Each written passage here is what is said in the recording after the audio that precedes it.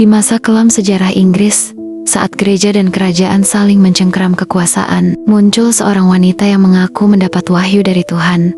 Namanya Elizabeth Barton, seorang biarawati muda dari Kent, yang kelak menjadi musuh kerajaan karena keberaniannya berbicara melawan Raja Henry VIII. Kisah hidupnya berakhir tragis, namun semangatnya tetap membara dalam lembar sejarah yang berani. Inilah kisah Elizabeth Barton, sang biarawati dari Kent. Elizabeth Barton lahir sekitar tahun 1506 di Aldington, Kent, Inggris. Ia berasal dari keluarga sederhana dan sejak kecil dikenal sebagai gadis yang tenang dan saleh. Tidak banyak yang tahu tentang masa kecilnya, tetapi masyarakat setempat menganggapnya sebagai anak yang penuh hormat pada agama. Dalam usia remaja, Barton bekerja sebagai pelayan di rumah tangga seorang imam di Aldington. Ia menjalani hidup dengan penuh kesederhanaan dan ketaatan. Pada tahun 1525, hidup Barton berubah selamanya. Ia jatuh sakit, dan selama sakitnya, ia mulai mengalami apa yang disebutnya sebagai penglihatan ilahi. Dalam keadaan setengah sadar, ia mengaku melihat penampakan perawan Maria, malaikat, dan bahkan Tuhan sendiri. Ia menyampaikan pesan-pesan dari surga yang berkaitan dengan moralitas dan kehidupan bangsa Inggris. Desas-desus tentang biarawati yang berbicara dengan Tuhan pun menyebar.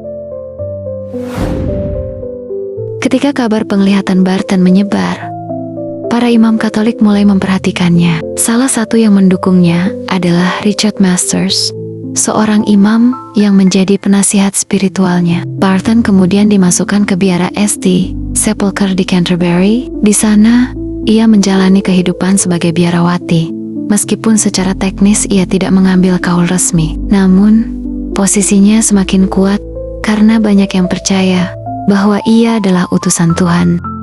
Penglihatan Barton tak hanya berkaitan dengan agama pribadi, melainkan juga kehidupan politik dan moral bangsa. Ia mulai menyampaikan bahwa Tuhan murka atas dosa-dosa bangsa Inggris, dan bahwa pertobatan adalah satu-satunya jalan keselamatan. Ribuan orang datang untuk mendengarnya berbicara, dan ia pun menjadi simbol spiritual yang penting bagi kaum Katolik di Inggris. Saat itu, Raja Henry VIII tengah dalam konflik besar dengan gereja Katolik. Ia ingin menceraikan istrinya, Ratu Catherine dari Aragon, dan menikahi Anne Boleyn. Namun, Paus di Roma menolak memberinya izin. Keputusan raja untuk melawan otoritas Paus dan mendirikan gereja Inggris sendiri menuai kecaman dari banyak pihak, termasuk Elizabeth Barton. Barton secara terbuka menyatakan bahwa ia mendapat wahyu dari Tuhan bahwa jika raja tetap menikahi Anne Boleyn, maka Inggris akan dilanda bencana besar. Ia memperingatkan bahwa kematian mendadak akan menimpa Henry VIII, dan bahwa murka Tuhan akan menghancurkan bangsa Inggris. Pesan-pesan ini disampaikan bukan hanya kepada rakyat biasa, tetapi juga kepada para bangsawan, uskup, bahkan ditujukan langsung kepada raja sendiri. Pengaruh Barton mulai terasa. Banyak orang yang sebelumnya ragu-ragu terhadap kebijakan raja, kini mulai menaruh harapan pada kata-kata Barton. Beberapa tokoh penting gereja bahkan mulai diam-diam mendukungnya, melihatnya sebagai suara terakhir iman Katolik di Inggris. Ia menjadi semacam nabi bagi kaum tradisionalis yang menolak reformasi keagamaan yang dipaksakan oleh Henry VIII.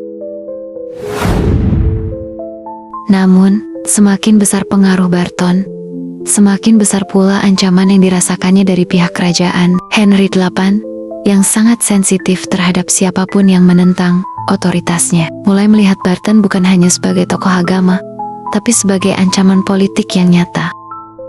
Pihak kerajaan mulai mengawasi Barton dengan ketat. Mereka menyadari bahwa kata-katanya bisa membakar semangat pemberontakan. Barton tidak hanya memperingatkan rakyat agar tidak mendukung raja, tetapi juga menyatakan bahwa mereka yang mematuhi keputusan raja akan masuk neraka. Ia bahkan memohon kepada Anne Boleyn untuk membatalkan pernikahannya, dengan alasan bahwa Tuhan sendiri menolak persatuan itu. Pada tahun 1532, Barton bertemu dengan tokoh-tokoh penting seperti Sir Thomas More dan Uskup John Fisher. Meskipun Thomas More tampaknya menjaga jarak dan tidak secara terbuka mendukung Barton, keberadaan dan relasi Barton dengan tokoh-tokoh semacam itu membuat pemerintah semakin cemas. Situasi ini memunculkan tuduhan bahwa Barton terlibat dalam konspirasi melawan raja.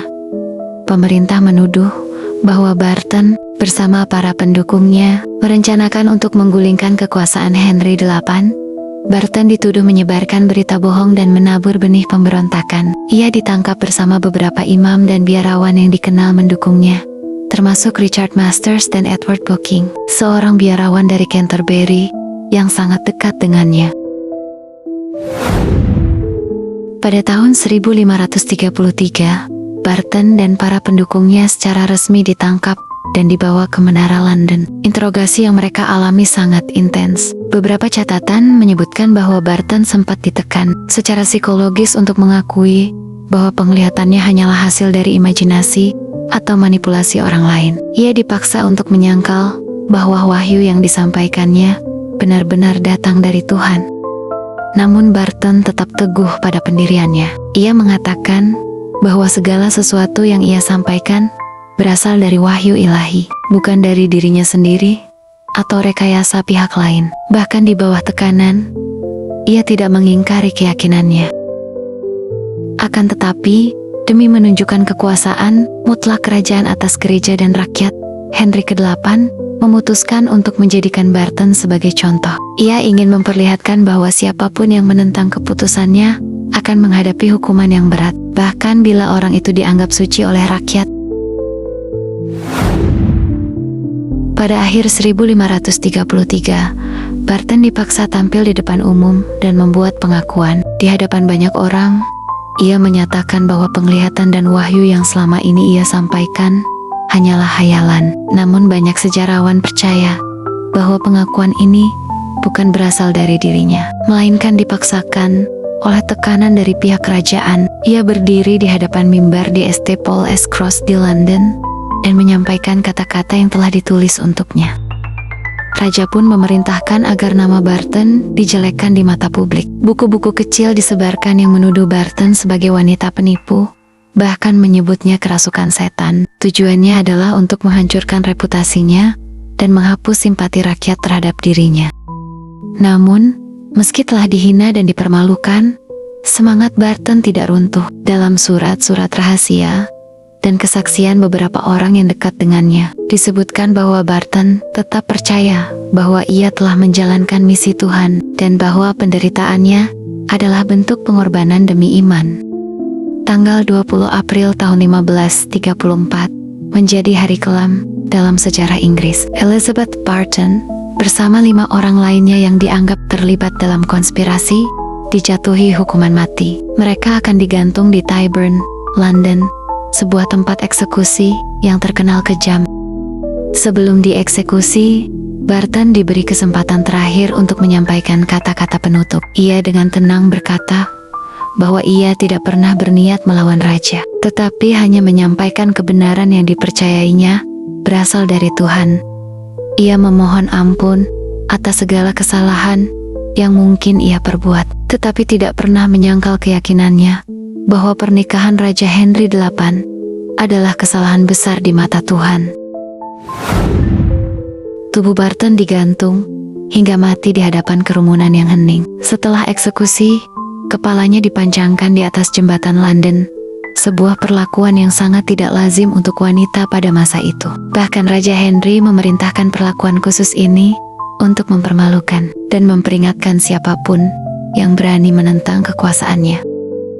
Kematian Elizabeth Barton meninggalkan luka mendalam di hati banyak rakyat Inggris, khususnya umat Katolik. Meski secara resmi ia dicap sebagai pengkhianat, namun bagi sebagian orang, Barton adalah martir, seseorang yang rela mengorbankan nyawa demi menyuarakan kebenaran ilahi.